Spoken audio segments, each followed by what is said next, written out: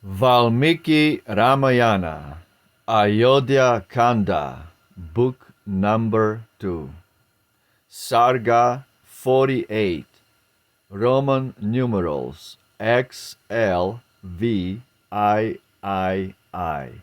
48. The Women's Lament.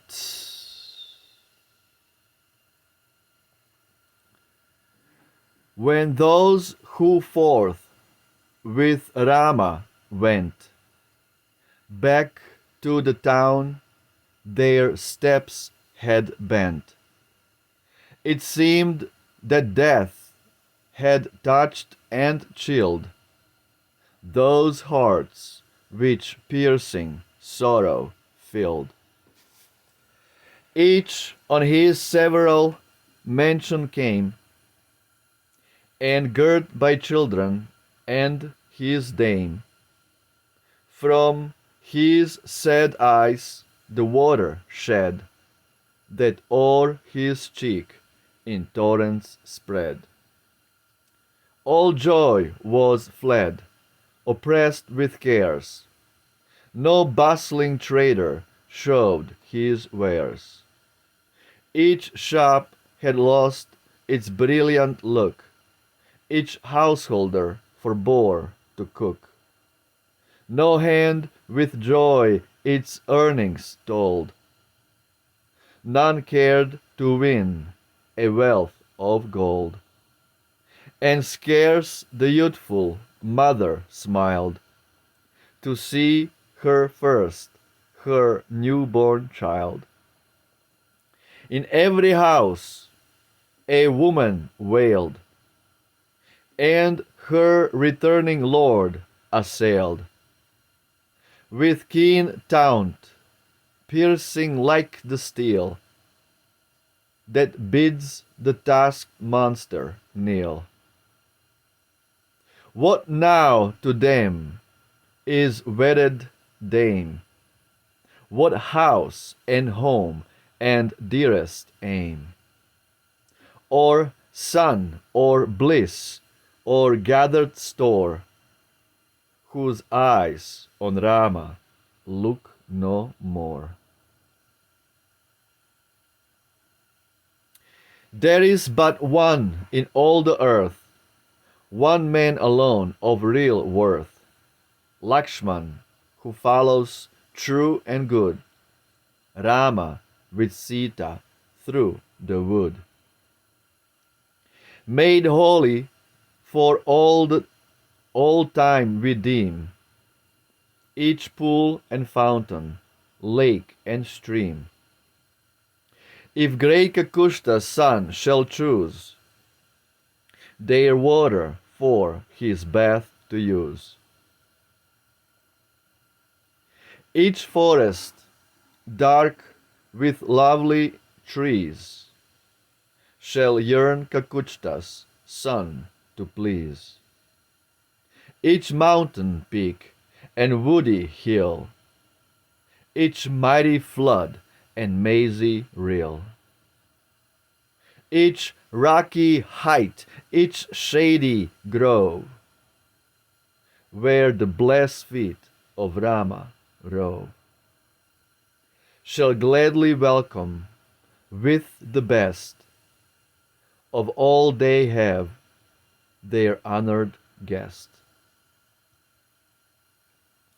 The trees that clustering blossoms bear, and bright-hued buds to gem their hair, the heart of Rama shall delight, and cheer him on the breezy height.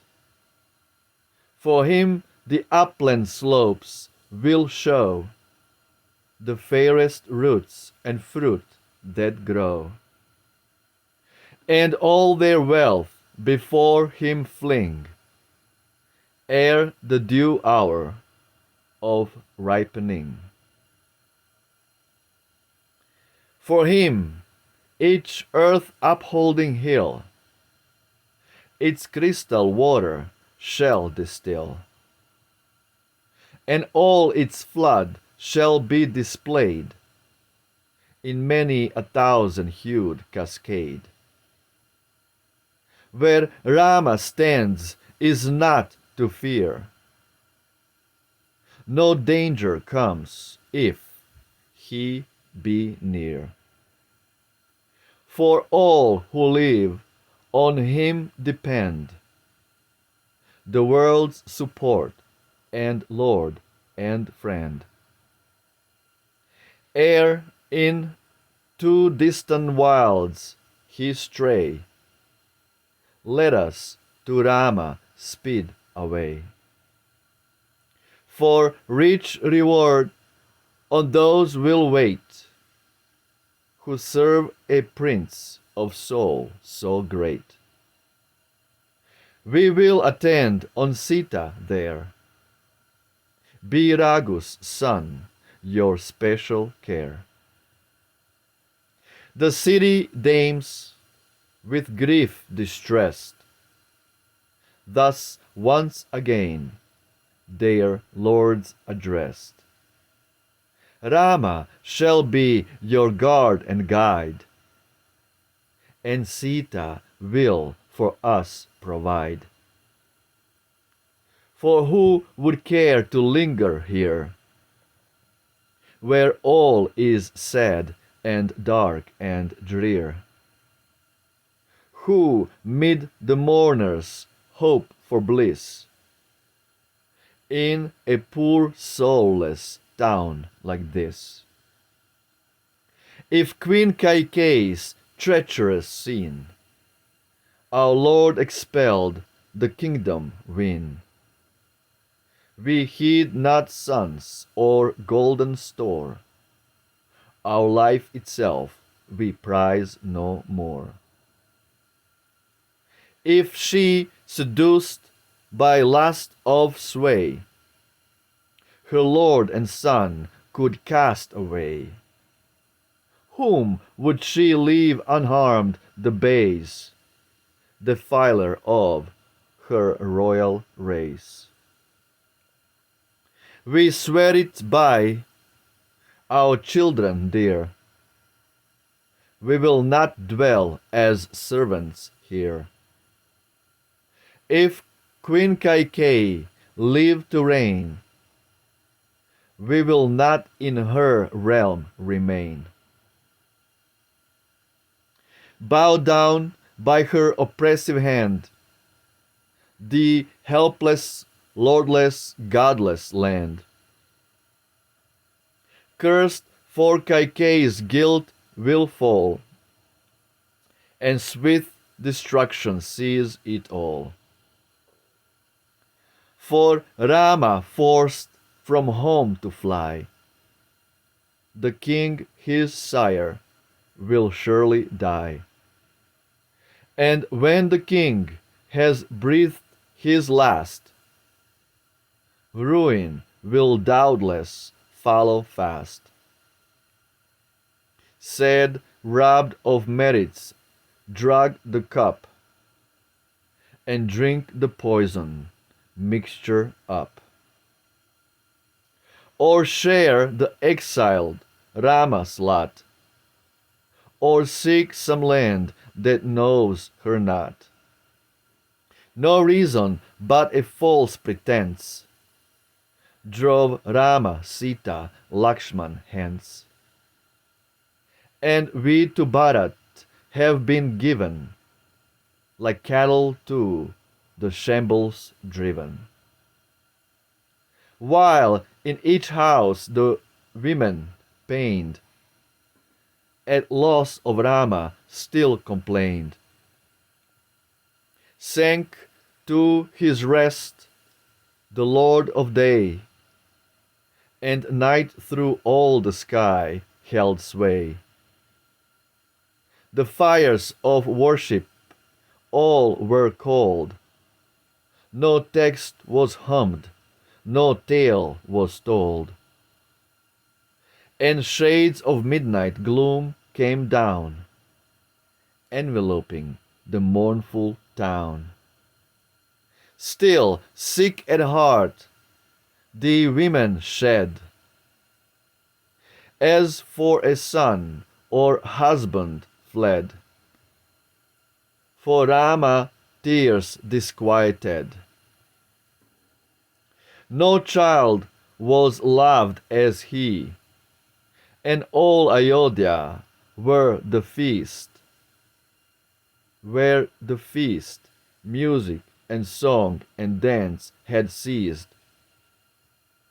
and merriment and glee, where every merchant's store was closed, that erst its glittering wares exposed, was like a dried up sea.